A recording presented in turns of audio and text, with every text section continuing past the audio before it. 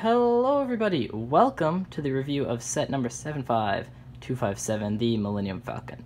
The set includes 7 minifigs, 1,351 pieces, and is recommended for ages 9 and up. This set is based off of the Millennium Falcon you see in The Rise of Skywalker, and came out around late 2019, early 2020. The set has a pretty good minifig selection with Lando Calrissian, Chewbacca, C-3PO, Finn, Boolio, R2-D2, and of course Dio. I did want to mention that I paid for this set with my own money, so you can expect this review to include no bias, strictly my own opinion, and yeah, I hope you guys do enjoy. In person, the set looks just as good as it does on the box. It is a little smaller, but mind you, it's still pretty much the same. And for those of you who care, this is how the set matches up to minifig scale. Clearly not as good as what you'd say the UCS one, but I think it's definitely a really good play model. It looks good enough to display. I keep it up on my cabinet. I think it's a pretty good model. I think that there are obviously some flaws. Like, if you take a closer look at the paneling around the sides, you know, a little bit of detail. You can't get as much greebling in as, per se, UCS one. This is actually the 6th playset scale Millennium Falcon that has been released as of today. And the 8th overall, I believe, including, you know, 2 UCS, 6 other play scale. It's pretty good. I'd say it beats the other ones. A lot of people noticed, obviously, that they got to close off some of the gaps in the paneling, which is definitely a big improvement for a lot of people, myself included. I always thought that it looked more like it's something about it was just off. That's all I gotta say. But the cockpit, of course, opens. Here you can fit a decent 3 minifigs per se, any 2 big figs, and then Dio specifically on this stud. Of course, the panels do open, just like every other previous model, with a generous interior space, one could say. I find that, you know, for some figures, you have maybe some trouble if you try to sit them down on the benches right here and then you try to close it up. That unfortunately doesn't work all the time, but other than that, I'd say it's pretty good. That's the only really flaw I had with the interior. But here's the iconic chess room, and here there's a few consoles where you can place a figure here, and this chair does rotate 360 degrees, but again, I find that if you try to close up the middle panel, sometimes it can hit their head, especially for taller figs like Chewie. You have a little bit of storage space back here. This is a very interesting contraption that I think that they made right here. I was very interested when building it. I was like, what will this end up being? But it's just so you can get a good space right here. But that's pretty much it for the front, I'd say. Taking a closer look at the back, they did something different this time, where instead of using the blue tubes that they use for all the other Millennium Falcons, they did something interesting. They did a brick-built kind of engine ray blue light coming off the back, with building white kind of rows of some 2x4 white bricks, and then putting all these blues over them. I think that's kind of cool. It gives it the effect as if it were glowing, but clearly it's not. But I think that that's actually really smart, and I hope taking a look at the top, they have included some greebling around the sides with just little splotches of red and dark gray and some actual, I want to say, darker tan bricks.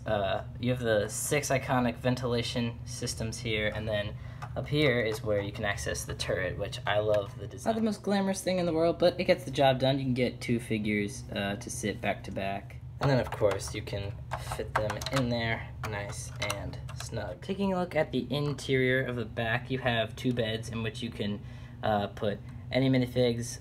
It's suggested that you put, you know, Chewie and Finn in this set, but of course, anyone really does fit on there.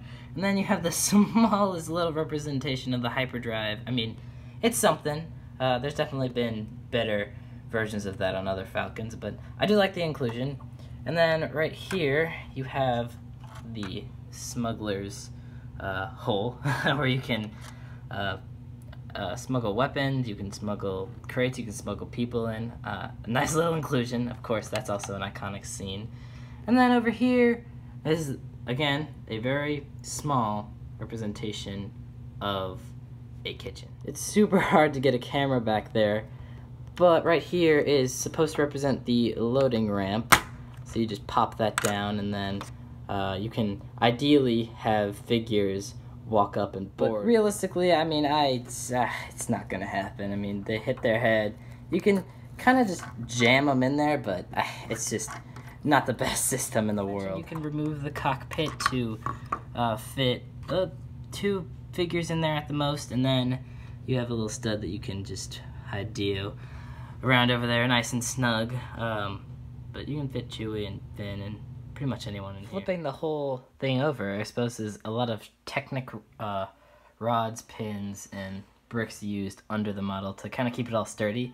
But they also were very generous to include a under turret, which makes the thing a little more movie accurate. You can also see the landing gear on each 4 corners of the model. They don't retract, you just have to pop them off, but it's how it's been for years now, so, you know, if it's not broke, why fix it? First minifigure they include is Finn. This is the same Finn that was put in the Sith TIE Fighter, and if you take a look at the front, you can see he has a decent amount of printing. He has a satchel, actually, over his shoulder that is included in the set.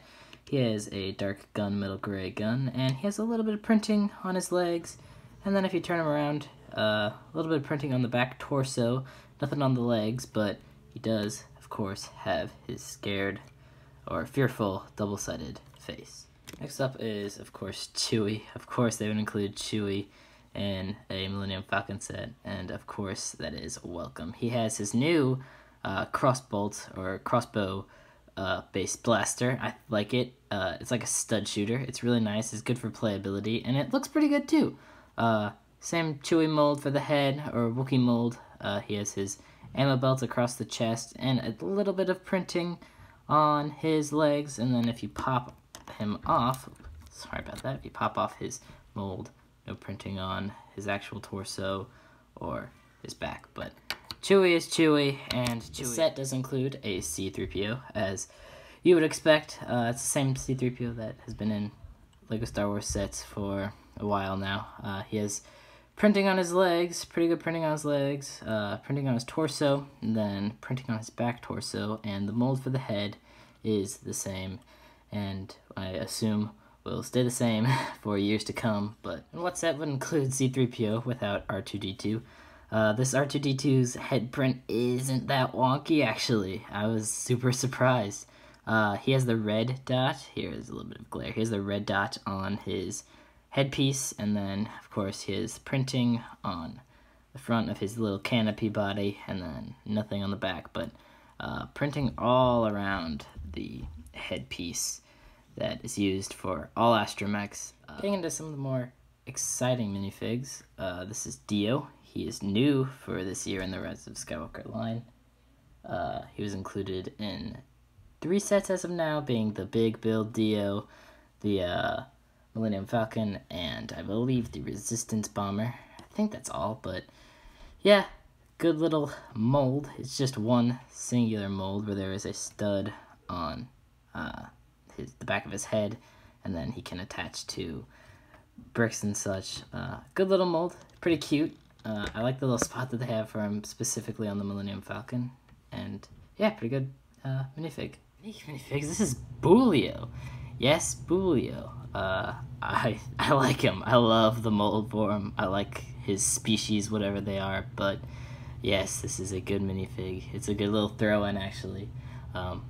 He has, obviously, a custom head mold, and then he has printing on his back torso, and printing on his front torso, resembling what looks kind of like some sort of specific suit designed for space, or some sort of outer world thing. I like it. I like the orange straps on it, and then the little box, and then on the back he has the tube that kind of runs through the jumpsuit to the back of the strapped, I guess it's called a vest, and he comes with a black blaster. His hands are dark brown, which I think is a color a lot of people like to see, and his head is sand green and yellow, and it's actually not a soft rubber, it's more a hard plastic, or hard rubber, however you'd want to call it, but again, pretty cool minifig. I'm glad they included Oedo Calrissian here with his dual molded cape. These are actually two pieces, the neck piece and then the cape piece is a piece. So you could leave the neck piece out, which I actually quite like the look of, but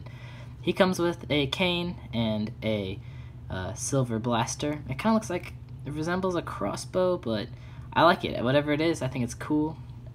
He has his smirking face, and then of course if you pop this off, you can see, gotta move his cape, he has almost like his frowning, moody face, but it's pretty cool. You can also see he has just one black stripe on the back of his torso for printing, but again, I think this is another pretty good minifig. I like the hairpiece they included for him, and he definitely made a great addition to the set. The set does retail for $150 US. Yes, that is a pretty penny to pay for a Lego set, but in the end, I think it's all worth it with, you know, the figures you get, 2 exclusives, and then the ship itself. I mean, pretty iconic.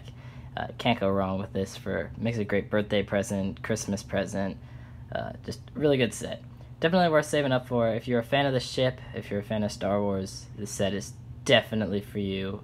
If you just, you know, maybe started out becoming a fan of Lego Star Wars, maybe don't just jump to the set quite yet, but I think I'm going to give it an overall rating of 8 out of 10. I think there's some parts that they could improve, but I think overall they did a really good job with the improvements they made covering up the panels, which was a big draw for, you know, older Lego Star Wars fans, adult collectors, and then on the back not using blue tubing. I personally like that, and yeah, that's pretty much all I have to say about it. I think it's a really good set, and I think the minifigs that they include are pretty good with 2 exclusives, and then the rest, you can't go wrong. Thank you guys so much for watching. It means a lot to me. If you did enjoy and you feel I deserve it, please give this video a big fat like, and consider subscribing. I mean, it's free. Hopefully I'll have some new reviews up by now, by the time this gets up, but if not, hold on. I will try to get them up as soon as I can.